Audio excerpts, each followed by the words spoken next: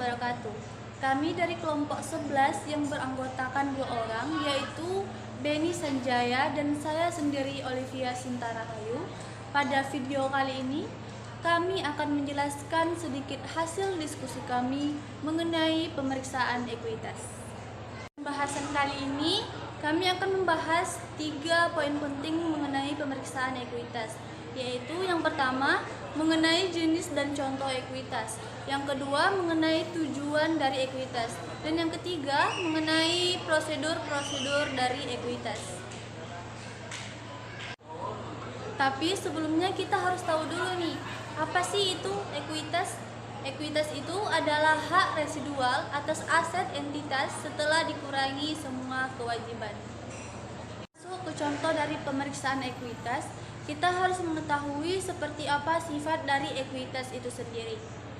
Nah, sifat ekuitas itu yaitu sebagai bagian dari hak pemilik dalam entitas, harus dilaporkan sedemikian rupa sehingga memberi informasi mengenai sumbernya secara jelas dan disajikan sesuai dengan peraturan perundang-undangan dan akta pendirian yang berlaku. Di sini ada beberapa contoh dari ekuitas itu sendiri, yaitu yang pertama, modal menurut akta yang telah disahkan oleh Menteri Kehakiman. Yang kedua yaitu treasury stock atau saham perusahaan yang sudah beredar lalu dibeli kembali oleh perusahaan. Yang ketiga yaitu ada agio atau disagio penjualan. Penjualan saham, baik saham biasa maupun saham preferen. Yang keempat yaitu selisih kurs atas modal disetor. Yang kelima, selisih penilaian kembali aset tetap. Yang keempat yaitu ada saldo laba. Selanjutnya, sebelum masuk ke prosedur pemeriksaan ekuitas, kita harus tahu dulu nih apa saja tujuan dari ekuitas itu sendiri. Ada beberapa tujuan yang kami rangkum di sini, yaitu yang pertama untuk memeriksa apakah terdapat internal kontrol yang baik atas permodalan, termasuk transaksi jual beli saham, pembayaran dividen, dan sertifikat saham. Yang kedua, untuk memeriksa apakah struktur permodalan yang tercantum di posisi keuangan atau neraca sudah dengan apa yang tercantum di akte pendirian perusahaan. Yang ketiga, untuk memeriksa apakah izin-izin yang diperlukan dari pemerintah yang menyangkut ekuitas. 4. Untuk memeriksa perubahan terhadap ekuitas setelah mendapat otorisasi dari pejabat perusahaan yang berwenang. Yang kelima, untuk memeriksa apakah setiap perubahan pada retaining earnings atau accumulated loss. Yang terakhir, untuk memeriksa apakah penyajian permodalan di laporan posisi keuangan sudah sesuai dengan SAK. Nah, itu dia beberapa pengetahuan dasar mengenai pemeriksaan ekuitas. Selanjutnya akan dilanjutkan oleh rekan saya, Beni Sanjaya. Untuk poin yang selanjutnya ini ada prosedur pemeriksaan ekuitas, yang dimana prosedur ini menyangkut beberapa tahapan ataupun tata cara seorang auditor ketika melakukan suatu pemeriksaan ekuitas. Nah, dan ada pun beberapa cara ataupun prosedur pemeriksaan ekuitas yang perlu diperhatikan dalam suatu pemeriksaan ekuitas. Nah, untuk poin yang pertama ini adalah akta pendirian suatu PT apabila belum menerima ratifikasi yang berasal dari Menteri Hukum serta HAM, transaksi hukum perusahaan belum bisa disebut legal. Nah, yang dimana ketika suatu PT menerima ratifikasi sebelum Menteri Hukum itu sendiri mengesahkan ataupun belum berbentuk badan hukum, itu masih bisa dikatakan perusahaan itu masih legal gitu. Nah, untuk poin yang kedua yakni ada dibelinya kembali suatu sahamnya itu memiliki tujuan yang pertama adalah untuk mempertinggi harga pasar saham perusahaan, dan yang kedua ialah untuk dibagikan menjadi saham insentif pada pegawai-pegawai dan para manajer di dalam perusahaan tersebut. Nah, untuk poin yang kedua yakni perusahaan itu mencoba membeli kembali suatu sahamnya itu untuk beberapa tujuan, yakni untuk mempertinggi gitu, untuk mempertinggi harga saham suatu perusahaan. Ketika perusahaan itu melihat di tahun ini sahamnya udah mulai meningkat, perusahaan akan mencoba membeli kembali sahamnya gitu. Yang ketiga, yakni apabila akumulasi kerugian perusahaan mencapai 50% berasal dari modal disetor, perusahaan wajib melaporkan hal itu ke pengadilan negeri agar diumumkan kepada berita negara, serta bila akumulasi kerugian mencapai angka 75%, maka perusahaan tersebut wajib dibubarkan. Bila mana tidak dibubarkan, hal ini berpengaruh terhadap opini yang diberikan KAP terhadap kewajaran laporan keuangan perusahaan secara holistik. Nah, untuk poin yang ketiga ini, apabila akumulasi kerugian perusahaan mencapai 50% dan berasal dari modal disetor, perusahaan harus wajib melaporkan perusahaannya kepada badan negara ataupun kepada KAP gitu. Nah, dan apabila akumulasi kerugian itu mencapai angka 75%, maka perusahaan tersebut wajib untuk dibubarkan. Baik, untuk poin selanjutnya ini, yakni adapun langkah-langkah ataupun prosedur yang bisa dilakukan seorang auditor ketika melakukan suatu pemeriksaan ekuitas, yaitu sebagai berikut. Yang pertama ini, pelajarilah serta evaluasi internal kontrol atas ekuitas dan transaksi jual beli saham. Nah, untuk poin yang pertama ini, yakni seorang auditor harus melihat serta mengontrol ekuitas dan transaksi saham jual beli untuk saat ini gitu. Ketika contohnya gini, ketika harga saham itu lagi naik, perusahaan membeli beberapa saham kepada perusahaan-perusahaan lain dengan tujuan untuk meningkatkan kapasitas perusahaan tersebut gitu. Nah, contohnya seperti adanya perang Ukraina dengan negara sekutu, maka perusahaan itu akan mencoba menjual kembali saham-saham mereka. Kenapa dijual? Alasannya simpel. Karena ketika ada suatu masalah di suatu negara ataupun di negara tetangga ataupun di negara-negara lainnya, harga saham itu berpengaruh gitu. Otomatis harga saham yang tadinya tinggi ataupun melonjak, maka akan turun dramatis gitu. Karena akibat peperangan negara-negara tersebut gitu. Nah, baik, untuk poin yang kedua ini, mintalah salinan dari akta pendirian, SK Ratifikasi Menteri Kehakiman atau HAM, SK BPKM atau BKPMD, Bapepam, SK Presiden, supaya bisa disimpan pada arsip yang permanen gitu. Nah, untuk poin yang kedua ini, mintalah salinan dari akta pendirian gitu. Biar kenapa? Biar akta salinan tersebut itu bisa disimpan pada arsip yang permanen. Nah, nanti takutnya beberapa oknum-oknum tertentu ataupun oknum-oknum yang tidak bertanggung jawab itu mempermainkan gitu atau memanipulasi salinan-salinan akta pendirian gitu. Nah, makanya seorang auditor harus gersip atau cepat gitu ketika melakukan suatu prosedur-prosedur auditor gitu. Yang salah satunya ini meminta salinan dari akta pendirian tersebut gitu dan disimpan secara permanen. Nah, yang ketiga yakni cocokkan data-data yang terdapat di dalam akta pendirian.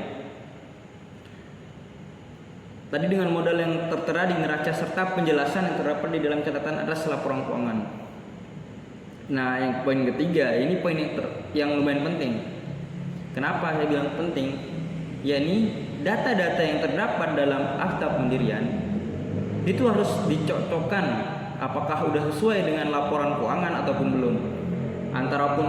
Antara dia laporan keuangan pas dari Januari sampai Maret ataupun selanjutnya gitu. Karena takutnya terdapat kesalahan atas laporan keuangan atau terjadinya salah saji dalam laporan keuangan tersebut, atau bisa juga karena akunting ataupun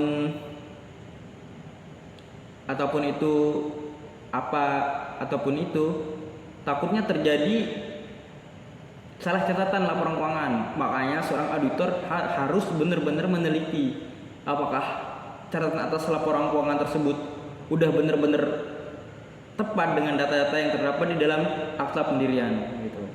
Nah, untuk poin keempat ini, bagi perusahaan yang baru berdiri serta perusahaan yang memiliki tambahan modal setoran, periksalah bukti setoran, bukti pembukuan lainnya serta otoritas dari instansi pemerintah serta pejabat-pejabat yang berwenang di dalam perusahaan.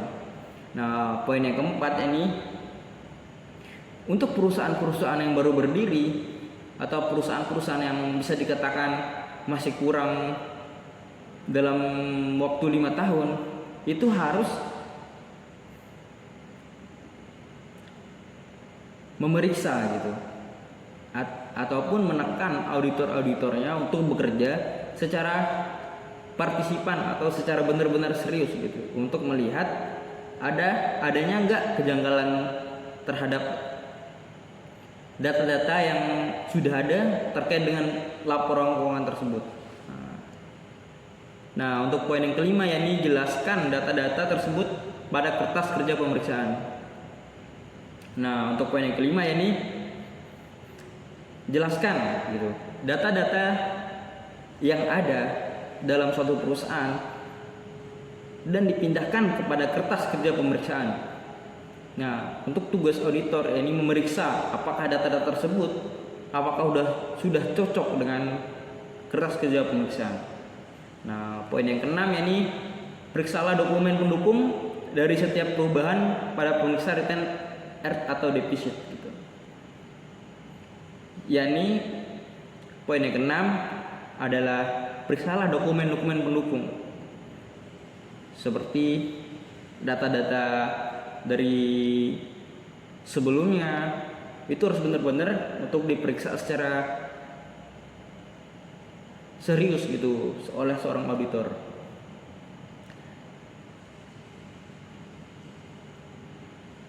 Nah, untuk poin yang ketujuh, ya ini, bila mana terdapat pembagian dividen, periksalah yang pertama, pencatatannya sudah dilakukan dengan baik serta benar. Yang kedua, pastikanlah apakah telah diotorisasi oleh pejabat yang berwenang di perusahaan.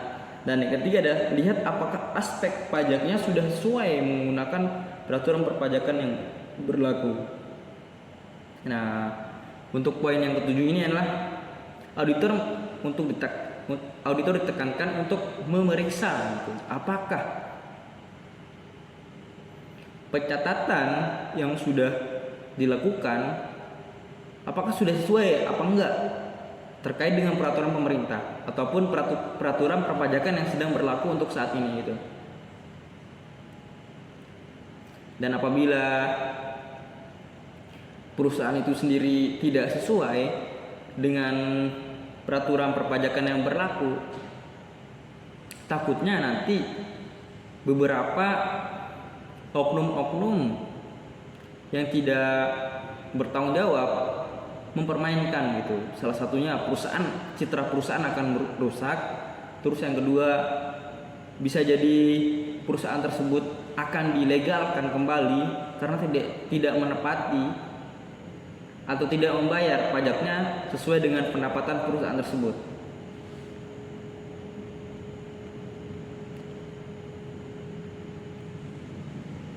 Nah, untuk poin yang terakhir, yakni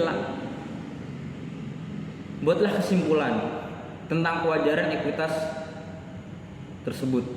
Nah, ini adalah poin yang benar-benar paling penting, ataupun bisa dikatakan sangat penting gitu. Kenapa? Ya ini auditor disuruh membuat kesimpulan tentang kewajaran ekuitas tersebut. Yakni dari statement awal, dari pemeriksaan laporan keuangan, dari memeriksa apakah laporan keuangan ataupun pemeriksaan apakah sudah sesuai dengan prosedur-prosedur audit, ataupun memeriksa apakah perusahaan tersebut sudah berjalan atau enggak sesuai dengan peraturan pemerintah yang ada gitu. Nah, makanya dibuatlah suatu kesimpulan tentang kewajaran ekuitas tersebut.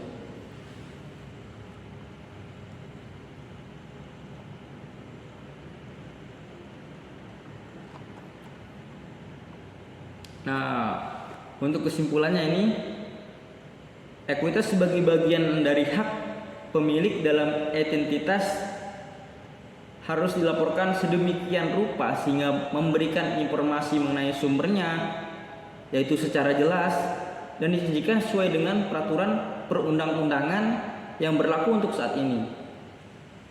Dan akta pendirian yang berlaku, yakni tujuannya untuk ekuitas berbagai sebagian hak pemilik dalam perusahaan yang dilaporkan, sehingga dapat memberikan informasi mengenai sumbernya secara jelas dan tepat dan disajikan sesuai dengan peraturan perundang-undangan dan akta pendirian yang berlaku.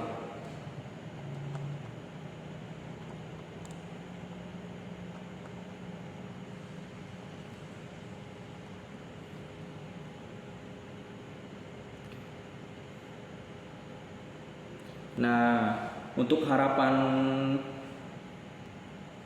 saya ataupun harapan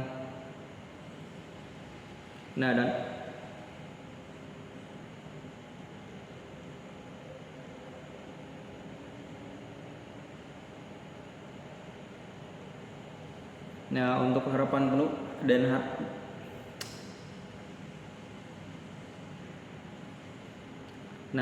untuk harapan kedepannya, yakni supaya setiap auditor mampu memahami serta mengamalkan prosedur audit ekuitas dengan baik dan benar.